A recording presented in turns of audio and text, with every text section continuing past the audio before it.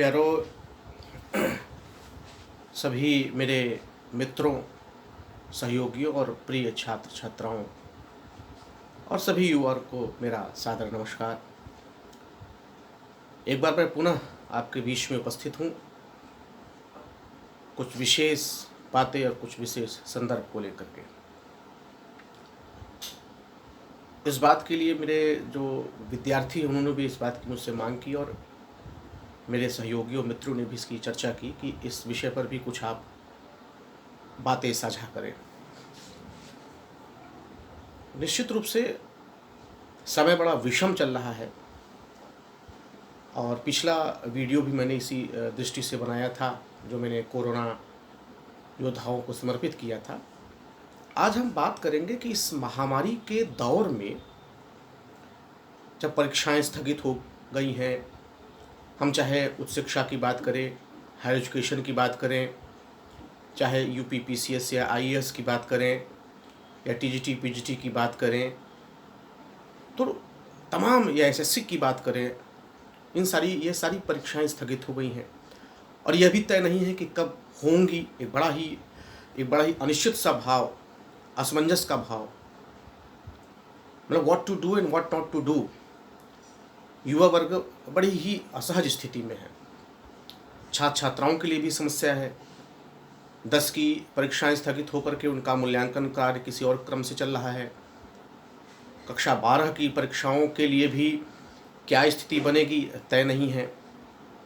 तो छात्र युवा बड़े ही दिग्भ्रमित और असहज और असंतुलित हैं। दिनचर्या उनकी बड़ी असंतुलित है। लेकिन यह भी है कि यह समय सबसे महत्वपूर्ण होता है।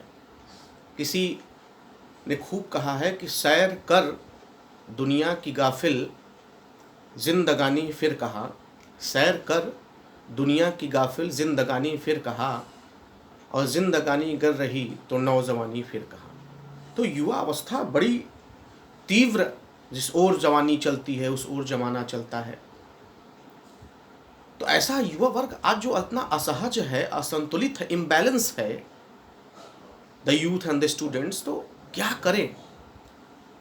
अब मैं अपनी सलाह आपसे साझा करूंगा। उससे पहले एक छोटी सी कहानी से मैं आपको जोड़ता हूं, फिर विषय पे आता हूं। यह सच्ची घटना भी है। अकबर इस देश के शासकों में, महान शासकों में, यह विषय विवादित न बना करके सादा समझे कि इस देश के महान शासकों में एक था और उसके दरबार में नवरत्न थे। उन नवरत्नों में एक टोडरमल नाम का एक नवरत्न था। टोडरमल जो आज हमारे यहाँ भू राजस्व व्यवस्था, लैंड रेवेन्यू, बिस्वा बिघा, ये सब जो चल रहा है, तहसीलदार, नायब तहसीलदार, ये सब उसी के द्वारा व्यवस्थित की गई चीज़ें हैं। टोडरमल जो है बड़े विद्वान थे, संयमित दिनचर्या वाले थे और महल से दूर एक कुटिया में अपनी माँ के साथ रहते थे। कुछ समय से वे गीता पर भाष्य लिख रहे थे, रेफरेंस लिख रहे थे। अपने कमरे में ही प्रातःकाल की दिनचर्या क्रिया समाप्त करके अध्ययन कार्य में व्यस्त हो जाते। यह रात्र में भी ऐसे ही। उनकी माँ रसोई से भोजन बनाती और बना करके उन तक भेज देती, वो खाते और खाने के बाद पुनः अपने काम में लग जाते। मतलब जो एक दिनचर्या थी उनकी कि खाने पीने के बाद जो भी समय श्रम मिलता वह सब जो है अपने उस गीता के भाष्य को पूरा करने में लगा रहे थे। भाष्य means reference book, explanation of the Gita. एक दिन उनकी माँ ने उनको भोजन दिया और ये क्रम पिछले कई 1-2 महीने से चल रहा था। एक दिन उनकी माँ ने उनको भोजन दिया और टोडरमल ने जब भोजन किया तो वो बड़े तेजी से बोल पड़े, अरे माँ, तुमने इसमें नमक तो मिलाया ही नहीं। अब देखिए, कई दिन से यह क्रम चल रहा था और उस दिन जब उनको भोजन मिला तो उन्होंने कहा कि अरे माँ, तुमने तो इसमें भोजन मिलाया ही नहीं। माँ तुरंत दूसरे कक्ष से निकल के सामने आई, कहा कि बेटा, मुझे लगता है कि आज तुम्हारा गीता पर भाष्य समाप्त हो गया है। मतलब यह है कि कई दिनों से उनकी माँ खुद इस चीज़ का परीक्षण कर रही थी कि बिना नमक का भोजन दे रही थी, लेकिन वह अपने काम में, कार्य में इतने तल्लीन थे कि इसका पता उनको चल ही नहीं रहा था। और जब उस काम से when he was free from that work, then he headed, तब उनका ध्यान आया कि इसमें तो नमक ही नहीं है। अब इस बात का मतलब यह है कि एकाग्र चित्त, कंसंट्रेशन, समर्पण। और आज जो है युवा और छात्र के लिए यह सबसे बड़ी समस्या है कि वह अपने को असहज मान रहा है, अव्यवस्थित मान रहा है। और अव्यवस्थित स्थिति बड़ी खराब होती है। अव्यवस्थित चित्तानाम प्रसादो अपि भयंकर, empty mind house of the wise. क्या करें, कक्षाएं बंद हैं। अगर छात्रों की बात करें तो ऑनलाइन कक्षाएं बंद हैं, उच्च शिक्षा के स्तर पर भी बंद है, घर पर ही रहना है, बाहर नहीं निकलना है। युवा वर्ग के लिए भी परीक्षाएं स्थगित हैं। तो मुझे लगता है कि ऐसे समय में हम अपनी दिनचर्या को व्यवस्थित करें। अपनी दिनचर्या को व्यवस्थित कैसे करें, क्या करें, कैसे समझें, ये सारी बातें हम जो है आपसे बात करेंगे।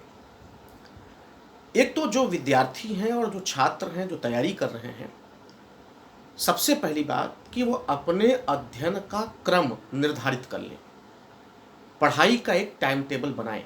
और मैं तो ये कहूँगा कि they should make a time table for 24 hours, पर 24 घंटे का एक टाइम टेबल बनाएं, जिसमें अध्ययन का भी एक विशेष समय निर्धारित हो, कब क्या अध्ययन करना है। सोने का और जागने का, आराम करने का एक समय बनाएं। यह व्यवस्थित जो समय होगा उसी के हिसाब से अपने को संचालित करें। एक चीज। दूसरी चीज, पढ़ाई के विषय में फिर आऊंगा। दूसरी चीज,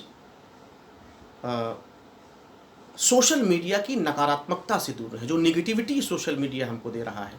और यह बात भी अक्सर सामने आती है कि अक्सर अनिद्रा की शिकायत आ रही है, नींद नहीं आ रही है। He was just tossing on the bed, the students are tossing, the youth are tossing.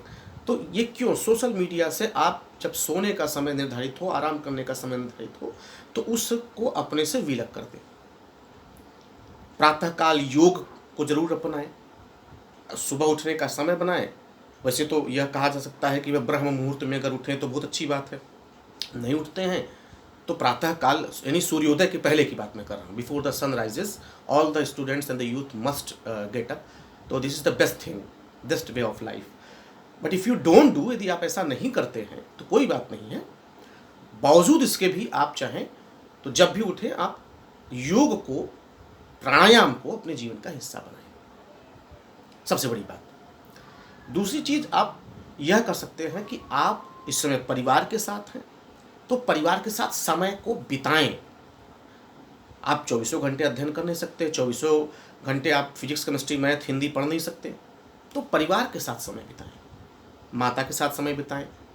ठीक है, यह बात बड़ी छोटी सी लग सकती है कि why should I go to the kitchen. नहीं, you should go, and if you do something, if you can share something there with your mother, तो यू शुड डू। परिवार में अगर बुजुर्ग हैं, वरिष्ठ हैं, तो उनकी सेवा। अभिवादनशीलस्य नित्यम वृद्धोपसेविनः चत्वारि तस्य वर्धन्ते आयुर्विद्या यशोबलम। तो बुजुर्ग के साथ समय जरूर बिताएं, वरिष्ठ जन के साथ समय बिताएं। बच्चे हैं तो बच्चों के साथ भी खेले, जो भी घर है आपके घर में ही खेले, लूडो खेले, कैरम खेले, चेस खेले, कुछ बौद्धिक खेल करें। तो इससे आपकी एकाग्रता आपके साथ जुड़ेगी।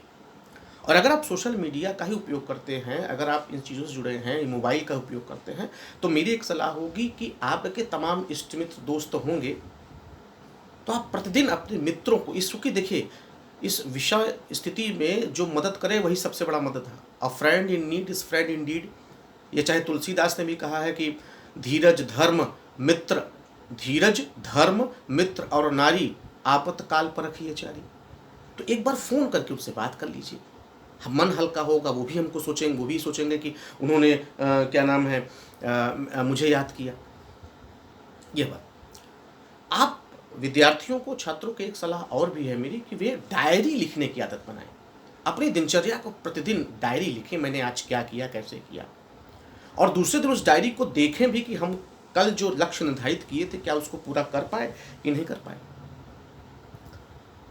घबराना नहीं है, पैनिक नहीं होना है। और पैनिक होने की स्थिति में आप अपनी बात अपने सीनियर से साझा करें, अपने माता पिता से साझा करें। कुछ अध्यात्म की ओर भी आप जा सकते हैं, स्पिरिचुअलिटी भी खराब नहीं। मैं नहीं कर रहा हूँ कि दिन भर आप बैठ के माला जपें, लेकिन थोड़ा बहुत अगर आपको समय मिलता है तो रामचरितमानस के आपके पास निश्चित रूप से या सुंदरकांड ही होगा, उसकी दो दोहों को उठाएं और उसको अर्थ सहित पढ़ें, समझने का प्रयास करें। इससे दिमाग भी हमारा दुरुस्त होगा। इसके अतिरिक्त जो सबसे बड़ी बात है कि पढ़ें कैसे, अध्ययन कैसे करें। देखिए मित्रों, सभी चीज़ को आपको पढ़ना है। अगर वो युवा है, हायर एजुकेशन की तैयारी कर रहा है, पीसीएस की तैयारी कर रहा है, तो उसके लिए भी एक समय निकालें। जो भी उसको पढ़ना है उसी हिसाब से पढ़े, नियोजित समय के हिसाब से पढ़े। और जो छात्र हैं वह भी पढ़ें। ठीक है, मान लीजिए कि इस समय आपको दिक्कतें हो रही हैं, समस्या नहीं हो पा रही है, तो आपके पास अपने अध्यापक का दूरभाष नंबर होगा, उनसे बात कर सकते हैं। जो युवा हैं वो यूट्यूब पे जा करके तमाम अच्छे चैनल्स हैं जिस पे आप वो आप संबंधित विषय की जानकारी ले सकते हैं। वैसे मैं यह भी बता दूं कि मैं बहुत शीघ्र एक बड़ा ही अभिनव प्रयास करने जा रहा हूं, और मैं आपसे चाहूँगा कि आप इस वीडियो को देखने के बाद ज़रूर लाइक अवश्य कर दिया करें, शेयर करें और सब्सक्राइब कर दें और कमेंट भी करें, तो बड़ा अच्छा लगेगा मुझे। कोई औपचारिक रूप से मैं आपसे बातचीत नहीं कर रहा हूँ, कोई मैं प्रोफेशनल नहीं हूँ। मैं बस ये जो पीड़ा है, जो अवसाद की स्थिति है, उसमें बात कर रहा हूँ। तो मैं, आप चाहें तो उनसे चर्चा कर सकते हैं उस यूट्यूब के माध्यम से। तो मैं बता रहा था कि मैं एक ऐसा कार्यक्रम प्रारंभ करने वाला हूँ जिसमें मैं हिंदी और अंग्रेजी का ग्रामर साथ साथ लेकर के चलूँगा। दिमाग में रूपरेखा बन रही है, आप इस पर अपने कमेंट लिख कर भी दीजिएगा, तो आप उसका भी सहारा ले सकते हैं। लेकिन पढ़ने के क्रम को आपको अव्यवस्थित नहीं करना है, वह क्रम चलता रहेगा। सबसे बड़ी बात मैं समझता हूँ कि इस विषम दौर में साहित्य हमारा सबसे बड़ा सहचर हो सकता है। साहित्य को पढ़िए, अच्छे साहित्य को पढ़िए। किताबें नहीं हैं तो आप अच्छे कहानियों को डाउनलोड करिए, देखिए और पढ़िए। तमाम ऐसे उपन्यास को देख सकते हैं। प्रतिदिन दिमाग को बौद्धिक खुराक की आवश्यकता है, तो उसके लिए साहित्य सबसे बड़ा काम कर सकता है।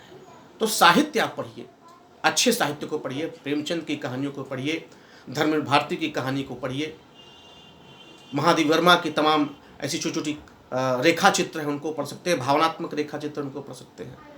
मुक्तिबोध की तमाम कविताओं को आप पढ़ सकते हैं। जिंदगी में जो कुछ भी है सहर्ष स्वीकारा है, इसलिए कि जो कुछ भी मेरा है वह तुम्हें प्यारा है।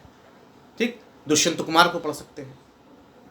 तो यह समय मनोबल को बनाए रखना है, एक व्यवस्थित दिनचर्या, प्रातःकाल उठने से लेकर के और रात के सोने तक का समय, कब पढ़ना है, कब सोना है, कब मनोरंजन का समय है, परिवार के साथ समय बिताइए, योग को, प्राणायाम को जीवन का हिस्सा बताइए।